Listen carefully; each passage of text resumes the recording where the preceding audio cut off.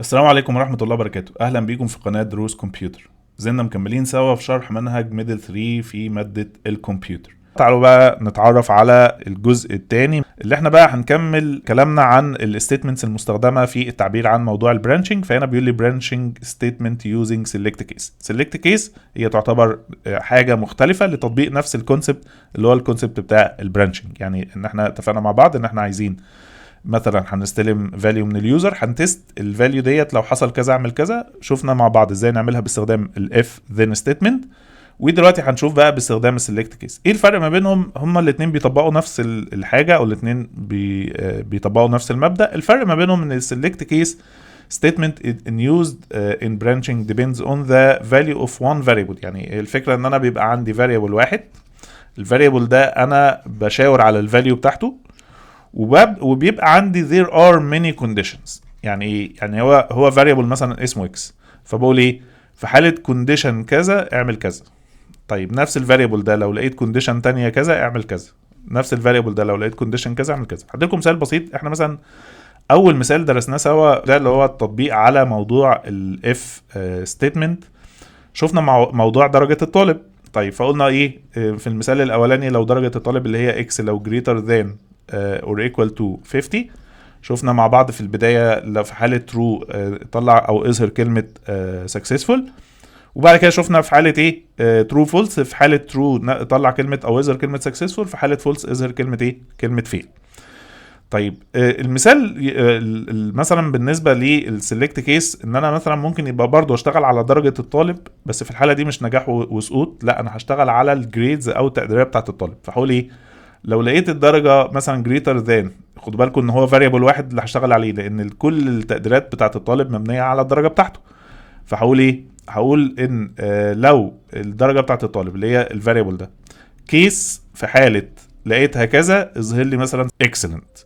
كيس اللي هي نفس الاكس برضو لو لقيتها كذا اظهر لي مثلا فيري جود. كيس في حاله لو لقيتها كذا اظهر لي جود، وهكذا. هنا بقى ايه؟ عندي مالتيبل كونديشنز على نفس الفاريبل، فكل كونديشن بوضحها وبوضح الاوتبوت بتاعها. ماشي. يعني الفرق بس ان السلكت كيس في الغالب بستخدمها لما يبقى عندي مالتيبل كونديشنز. شفنا مع بعض في الامثله بتاعت الاف ستيتمنتس هو كان كونديشن، والكونديشن دي ترو فولس، وكنت بشتغل على الموضوع دوت. طيب تعالوا نشوف السنتكس بتاعها او الجنرال سنتكس بتاعها. الجنرال سنتكس بتاعها ان انا ببدا بكلمه سيلكت، وبعد كده كلمه كيس، بعد كده بشاور على الفاريبل بتاعي اللي انا بعمل له او يعني بعمل له تيست كذا مره. فالفاريبل ده بعد ما بشاور عليه بقول كيس. كيس يعني ايه؟ كيس يعني معناها في حاله الفاريبل ده لقيت الفاليو بتاعته كذا نفذ لي الكود كذا. كيس لو لقيت الفاريبل ده الفاليو بتاعته كذا نفذ لي الكود كذا. في كيس وهكذا. يعني افضل ايه بقى؟ في حاله لو لقيت الفاريبل اللي انا شاورت عليه الفاليو بتاعته كذا نفذ لي الكود كذا. ماشي. فممكن افضل بقى كذا كيس كده بحيث ان انا في كذا كونديشن او كذا تيست. تمام. بعد ما بخلص بقى كل الكونديشنز او كل التيست بتوعي بقفل باند ايه؟ بقفل باند سيلكت. ودي بقى من الاسئله أو الخبيثه اللئيمه اللي ساعات كتير بيجيبها في الامتحان، وكتير جدا من الطلبه بيغلطوا فيها عشان مخهم بيستوعب فكره ايه؟ انا قلت سيلكت كيس، فيقول لك هو سيلكت كيس ستيتمنت اند وذ ايه؟ اند وذ كيس ولا اند وذ سيلكت ولا اند وذ كذا؟ فانتوا تحسوا ان الدماغ رايحه يعني ايه اكتر كده لايه؟ سيلكت كيس يبقى انا شايف انها الافضل تاند كيس. لا، خدوا بالكم ان انا لما جيت في الاف ستيتمنت انا بدات بايه؟ بدات باف. فلما انتهيت بايه؟ باند اف. يبقى انا بنتهي بنفس الكلمه اللي بدات بيها. فلما اجي اقول سيلكت كيس ما ينفعش اقول اند كيس لان انا ما بداتش بكيس، انا بدات بايه؟ باند سيلكت، او سوري بدات بسيلكت. يبقى لما انتهي بايه؟ باند سيلكت. فسؤال من الاسئله الخبيثه قوي اللي بيجيبها في الامتحان كتير، يجيب لك سؤال كده مثلا في التشويسز او في الكومبليت او غيره: select case statement end with نقط end with end select. ماشي. يبقى ناخد بالنا ان الجنرال سينتاكس بتاع السلكت كيس بتبتدي بسلكت كيس فاريبل وهكذا، وفي النهايه بتقفل بايه؟ باند سيلكت. طيب تعالوا ناخد مثال عليها. المثال ده برضو مش مثال جديد، برضو درسناه في الترم الاول، اللي هو temperature degree. ان انا عندي دلوقتي temperature degree لو زيرو يعني هنا اليوزر هينتر التمبريتشر ديجري. ماشي، انا مثلا دلوقتي هخزنه مثلا في فاريبل هسميه مثلا ديجري، فاريبل هسميه ديجري.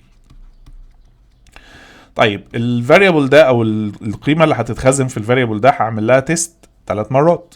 المره الاولى لو الفاريبل لو الدرجه دي بزيرو هيظهر كلمه الدرجه او الديجري زيرو. لو الدرجه greater than زيرو هيكتب above زيرو، لو less than زيرو هيكتب below زيرو. يبقى دلوقتي ايه؟ يبقى دلوقتي مطلوب من اليوزر او البروجرامر اللي هو انت او انتي ان انتوا تكتبوا كود تعملوا تيست 3 مرات. مره لو زيرو يحصل كذا، مره لو above زيرو يحصل كذا، مره لو below زيرو يحصل كذا. ماشي. طيب عايزين بقى نشوف ازاي نعملها باستخدام الايه؟ باستخدام السلكت كيس. زي ما شايفين ده الفورم اللي انا من خلاله هطبق الاكسرسايز بتاع سيلكت كيس. فالمفروض ان هنا temperature degree، اليوزر هيكتب temperature degree في باتون هيتكتب جواه الكود، والاوتبوت هيظهر في ليبل اللي هو بالنسبه لي اسمه ليبل 2. فاللي هيحصل ان انا دلوقتي بناء على الدرجه اللي هتتكتب هنا هخزنها فاريبل اسمه degree.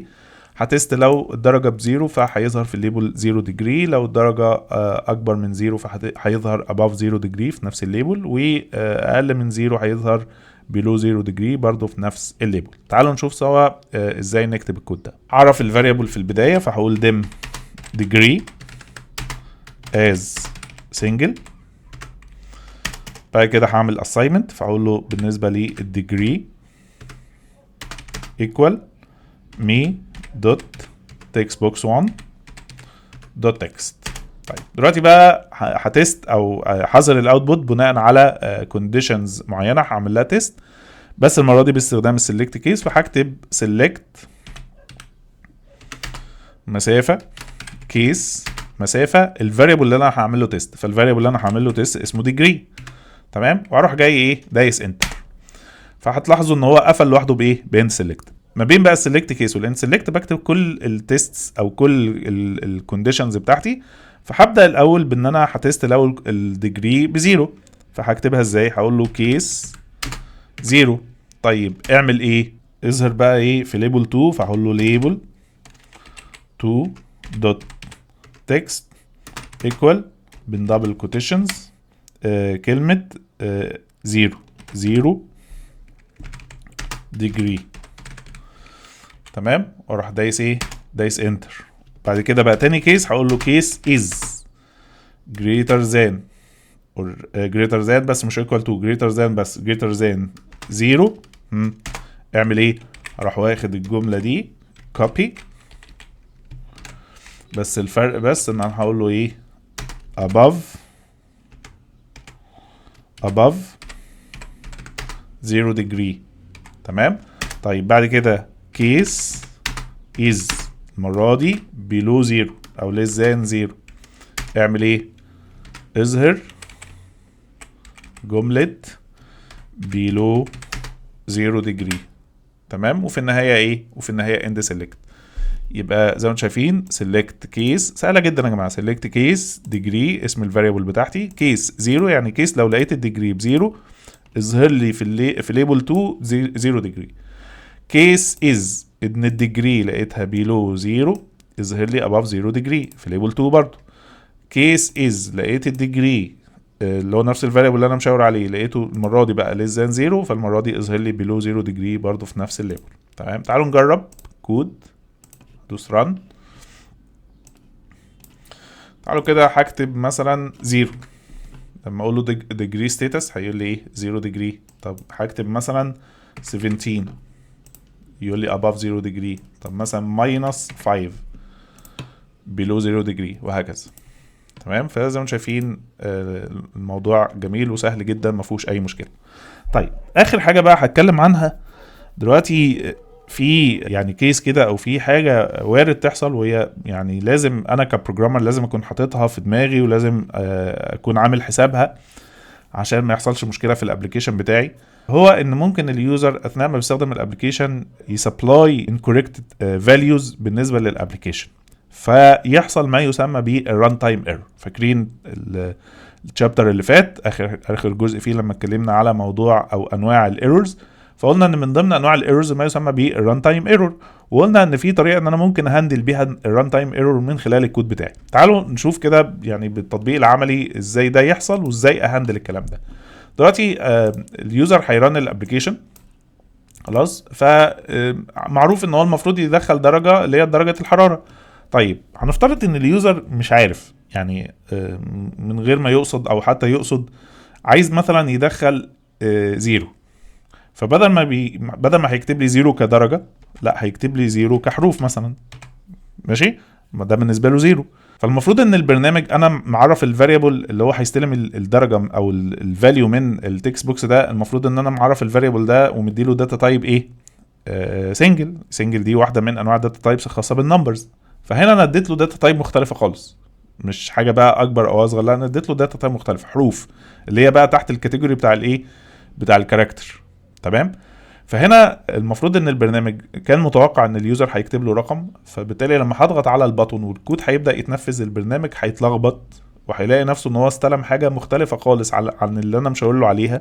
تمام. فهيطلع لي ايرور طويل عريض اللي هو واحد من انواع الايه، من انواع الايرورز اللي هو اسمه الران تايم ايرور. فطبعا تخيلوا ان انا اعمل ابلكيشن زي ده وفجاه اليوزر يطلع له المنظر ده فطبعا هيتخض يعني. وتخيلوا مثلا يعني، تعالوا بقى نطلع لمستوى اعلى. تخيلوا ان انتم مثلا بتستخدموا الفيسبوك وفجاه دوستوا على حاجه غلط راح مدخلكم جوه السورس كود بتاع الفيسبوك، الشركه تاني يوم هتقفل والموظفين هيترفدوا، لان خلاص فكره ان السورس كود بتاع البرنامج يتعرف بالنسبه لليوزرز، خلاص انا كده كشفت البرنامج لاي حد، فاي حد بيفهم في البرمجه هيقلده ويعمل زيه.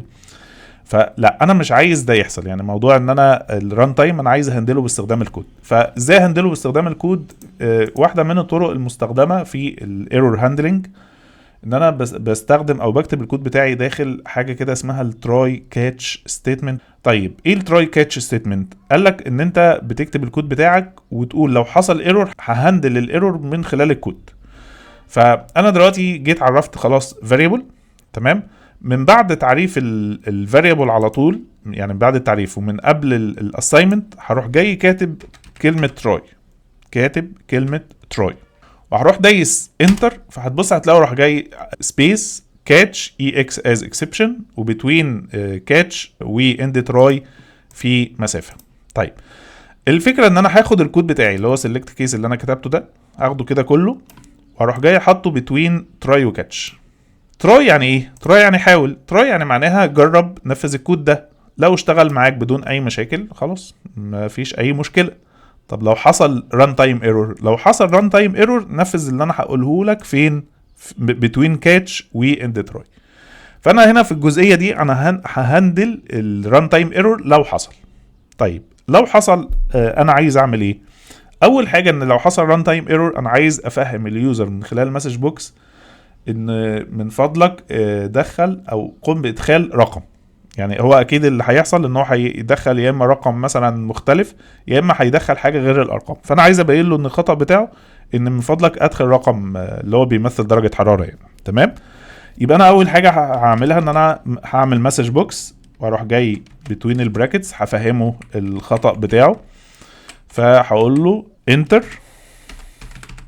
valid degree، تمام، وبين قوسين اروح قايل له ايه اللي هو عباره عن نمبر يعني. بعد كده بقى هروح جاي مستخدم الجملتين دول، تركزوا معايا كده انا هكتبهم الاول وبعد كده هشرح. الجمله الاولى ان انا هكتب مي دوت تكست بوكس 1.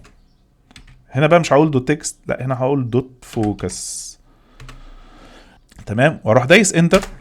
وبعد كده هروح قايل مي دوت تكست بوكس 1 دوت تكست ايكوال دبل كوتيشن دبل كوتيشن. طيب مسج بوكس خلاص واضحه ان دلوقتي في حاله الران تايم ايرور اظهر مسج بوكس لليوزر، قول له انتر فاليد ديجري او انتر ا فاليد ديجري اللي هو بين قوسين نمبر عشان يبقى عارف ان الديجري لازم تبقى نمبر. ماشي. طيب ايه بقى موضوع تكست بوكس 1 دوت فوكس؟ طبعا تكست بوكس 1 ده اللي هيتكتب فيه الدرجه. طيب ايه موضوع بقى تكست بوكس 1 دوت فوكس وايه موضوع دبل كوتيشن دبل كوتيشن؟ هنفهمهم لما نيجي نطبق مع بعض. فدلوقتي تعالوا ايه يعني هرن الابلكيشن وهجيبه كده جنب الكود عشان نفهم. دلوقتي اللي هيحصل بقى ايه، ان انا لو جيت دخلت او كتبت رقم مثلا كتبت نمبر 4 ودوست على ديجري ستاتس، اللي هيحصل ان البرنامج هيمشي بالسيكونس فروم توب تو بوتوم، يعني هيمسك كده الكود خلاص، فهيبدا من بعد يعني الاول هيعرف فاريبل وبعد كده سيلكت كيس، فهنا هينفذ الجمله او هيحاول ينفذ الجمله اللي هي بتوين تراي وايه وكاتش. لو حصل واتنفذت بشكل سليم خلاص مش محتاج ان هو يكمل بعد كده. تمام، فبالتالي لما هقول له ديجري ستاتس اللي حصل قال لي 0 ديجري، فبالتالي هو طبق بتوين تراي وايه تراي وكاتش. لكن لو جيت كتبت له مثلا نمبر 4 بحروف يعني، وجيت دوست على ديجري ستاتس، فلما هيجي يطبق او يحاول يطبق الكود هيلاقي ان عنده مشكله. فطالما عنده مشكله بقى مش هيعمل ران تايم ايرور وراح داخل جوه السورس كود او يقول لليوزر حل لي المشكله من خلال الكود، لا، هيحاول يطبق الثلاث سطور اللي هم بتوين ايه بتوين كاتش واند تراي، اللي هم ايه بقى. بص بقى دلوقتي، اول حاجه لما هدوس على البطن، اول حاجه في بصوا انا يعني الحته دي معلش انا اسف نسيتها، الجمله دي المفروض تبقى بعد التراي على طول. ماشي، تعالوا معلش تاني اقول له مثلا 4 زي ما شايفين. طيب هكتب حروف وهدوس على ديجري ستاتس. بصوا بقى اتفقنا مع بعض، طالما دخلت ايه حروف اللي هو حاجه مخالفه للداتا تايب اللي انا مشاور عليها، فالطبيعي ان هو كان يحصل ران تايم ايرور. لا، هنا بقى طالما كتبت الجمله بتاعتي بتوين تراي وكاتش ستمنت، فهو طالما في ايرور او مشكله لا مش هيظهر الايرور او مش هيدخل اليوزر جوه السورس كود، لا هو هينفذ اللي هم الثلاث سطور اللي هم بتوين كاتش واند تراي. اول سطر بيقول ايه؟ اول سطر انا قايل له اظهر مسج بوكس لليوزر فيها كلمه كذا، فانا هنا اليوزر طلعت له رساله بيقول له انتر ا فاليد ديجري بين قوسين نمبر، ففهم الخطا بتاعه ان هو المفروض ما يدخلش حروف يدخل ارقام. طيب انا عايز اسالكم سؤال، هو المفروض اللي بعد كده ايه؟ يعني المفروض اليوزر لما يضغط على اوكي يعمل ايه؟ ان هو يتحرك بالبوينتر او الماوس ويروح يوقف الماوس فين؟ جوه التكست بوكس. تمام، طيب ايه رايكم بقى انا هوفر عليه المشوار ده وهوفر عليه فلوس التاكسي، وبدل ما يروح المشوار ده بنفسه انا هوفر عليه من خلال الجمله الثانيه اللي هي ايه؟ اللي هي me.textbox1.focus. me.textbox1.focus معناها ان اول ما اليوزر يدوس على اوكي على المسج بوكس، انت من فضلك او من نفسك انقل البوينتر او المؤشر وحطه جوه التكست بوكس. طيب ده تفسير الايه؟ تفسير الجمله بتاعت فوكس. طب هو دلوقتي لما يحط المؤشر بتاعه او لما يلاقي المؤشر موجود جوه التكست بوكس، الخطوه اللي بعدها يعمل ايه؟ يسيب الحروف ويكتب ارقام؟ لا، المفروض يمسح الحروف عشان يبقى التكست بوكس فاضي وبعد كده يكتب الارقام. انا برضه هوفر عليه المجهود ده من خلال الجمله الثالثه اللي هي me.textbox1.text equal double quotation double quotation double quotation double quotation، يعني معناها او تعادل ان كاني بقول له اعمل كلير للتكست بوكس، امسح كل الكلام اللي موجود فيه. يبقى الجمله الاولى هياخد المؤشر ويحطه جوه التكست بوكس، الجمله الثانيه معناها ان اي كلام مكتوب امسحه وخلي التكست بوكس كلير او فاضي. فشوفوا اللي هيحصل دلوقتي، بمجرد ما هضغط اوكي هتلاقوا في حاجتين حصلوا. هتلاقوا رقم واحد المؤشر بقى موجود جوه التكست بوكس، وتاني حاجه ان التكست بوكس بقى فاضي. بصوا دلوقتي زي ما انتم شايفين. فده تفسير ايه؟ تفسير الجملتين دولت، ان بعد ما تظهر الرساله انقل البوينتر للتكست بوكس وكمان فضيه من اي كلام مكتوب. تمام، بحيث ان اليوزر يكتب الرقم على طول. ماشي يا جماعه؟ فتعالوا نجرب مره اخيره. انا هعمل ستوب وهران تاني مره اخيره. دلوقتي لو جيت كتبت مثلا نمبر 8 ودوست فطلع لي رساله، لكن لو جيت كتبت مثلا اي حاجه وليكن مثلا 1 حروف ودوست على ديجري ستاتس طلع لي رساله مجرد ما ادوس اوكي. فزي ما شايفين الدنيا ماشيه من بره، يعني هندلت الايرور من بره، ولا دخلت اليوزر على السورس كود ولا كشفت له الكود بتاعي ولا عملت اي حاجه. وده اللي بيحصل في كل الابلكيشنز. تمام، قبل ما انهي معاكم في كده اكسرسايز موجود في كتاب المدرسه لذيذ وحلو يعني، وانصح الناس اللي هي بتطبق عملي تطبقه، بحيث برضو يبقى تطبيق تاني على السلكت كيس ولذيذ يعني هتحبوه ان شاء الله. تعالوا نشوفه سوا. طبعا ادي ايه الشرح بتاع الكود دوت زي ما شايفين. ادي موضوع التراي والكاتش، وفي النهايه في اكسرسايز كده. الاكسرسايز ان انا قائمه المفاهيم الكونيه، حاجه كده ليها علاقه بالساينس، ان انا مثلا لما اختار عايز لما اختار كوكب. طبعا هنا ده كومبو بوكس، يعني هنا دي برضو حاجه من الحاجات الجديده اللي ايه مش جديده وخدناها في الترم الاولاني بس ما استخدمناش لغايه دلوقتي في الاكسرسايز بتوعنا. فده كومبو بوكس هيبقى فيه فاليوز زي مثلا كوكب وحاجات تانية، ومجرد ما بختار اسم اللي هو المفهوم الكوني يطلع لي الديسكريبشن بتاعه. يعني تعالوا كده نشوفه مع بعض في كتاب المدرسه عامل ازاي. ده مثلا في كتاب المدرسة ان هو مثلا هيبقى عندي المفاهيم الكونية اللي هي مثلا جالاكسي، بلانيت، مون، ستار، وهكذا. طبعا دولت بيبقى ليهم اندكس نمبر 0 و1 وكذا. فهنا مثلا هقول له كيس 0 اللي هو اندكس نمبر 0 اللي هو هيبقى الجالاكسي. لو اخترت جالاكسي يظهر تجمعات كبيره من نجوم كذا.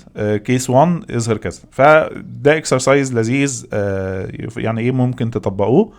وبكده يبقى ده كده اخر حاجه بالنسبه للسلكت كيس، واخر حاجه عندنا في تشابتر 2. كده وصلنا مع بعض لنهايه الفيديو، وكمان وصلنا مع بعض لنهايه شابتر 2. زي ما انتم شايفين شابتر لذيذ وسهل وجميل جدا. واتمنى في نهايه الفيديو ان انتوا تكونوا استفدتوا والشرح وصل لكم ان شاء الله واتبسطتوا منه. ونتقابل على خير في فيديو جديد في شرح منهج كمبيوتر ميدل 3. ما تنسوش تعملوا سبسكرايب وتفعيل زرار الجرس عشان توصل لكم تنبيهات بكل جديد بقدمه في قناه دروس كمبيوتر. نتقابل على خير دايما، والسلام عليكم ورحمه الله وبركاته.